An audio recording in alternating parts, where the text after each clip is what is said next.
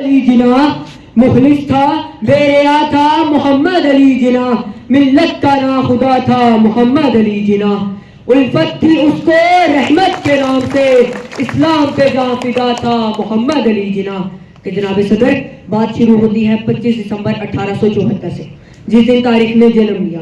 کراچی میں ایک بچہ پیدا ہوا۔ ارے کون جانتا تھا کہ جب وہ طالب علم ہوگا تو محنت اور مشقت میں کوئی اس کا ثانی نہ ہوگا۔ ارے کون جانتا تھا کہ جب وہ وکیل ہوگا تو باطل کے ایوانوں میں لرزہ طاری کر دے گا۔ ارے کون جانتا تھا کہ جب وہ سیاست میں قدم رکھے گا تو ہندو اس کی آواز سے تھر تھر کانپیں گے۔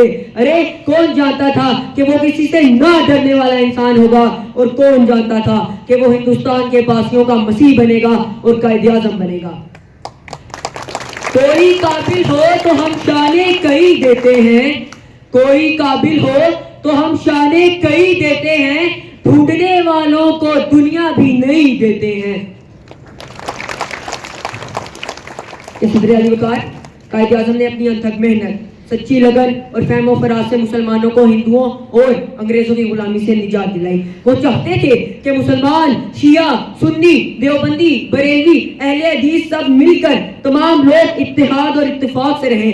پاکستان میں رہنے والے ہندو، سکھ، عیسائی سب پاکستانی بن کے رہے۔ پاکستان میں اتحاد، اتفاق، ایمان اور تنظیم کا دور دورہ رہے۔ جناب صدر مگر آج یہاں ایمان تو نہیں ملتا، بددیانتی ملتی ہے۔ یہاں لڑائی جھگڑا تو ملتا ہے، اتفاق نہیں ملتا۔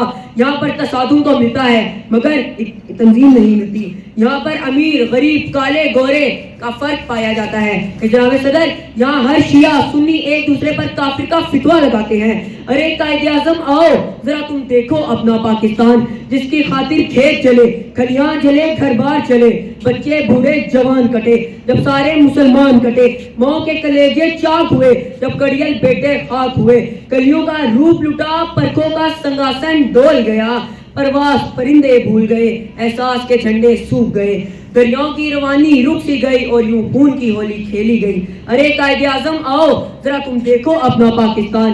حاضرین محفل، یہ آج کا پاکستان قائد کا وہ پاکستان نہیں رہا، یہ وہ پاکستان نہیں ہے جس کی خاطر ہمارے آباء و اجداد نے قربانیاں دی تھیں۔ کہ جناب صدر یہاں ہر رہبر ریزن ہے، محافظ لڑتے ہیں، قانون کے رکھوالے قانون شکن ہیں، اور دل شکنا غریب لوگ چلا چلا کر کہتے ہیں تذلیل سہے ہم کب تک، کہو جینا یہاں سہل نہیں، تذلیل سہے ہم کب تک، کہو جینا یہاں سہل نہیں، جو خواب تھا قائد اعظم کا یہ وہ تو پاکستان نہیں۔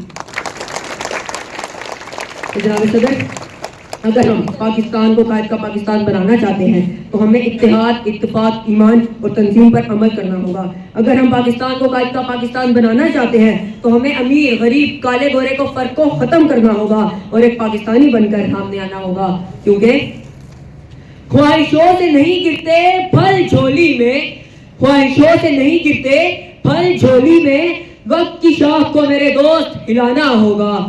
کچھ نہیں ہوتا اندھیروں کو برا کہنے سے، کچھ نہیں ہوتا اندھیروں کو برا کہنے سے، اپنے حصے کا دیا خود ہی جلانا ہوگا۔ شکریہ۔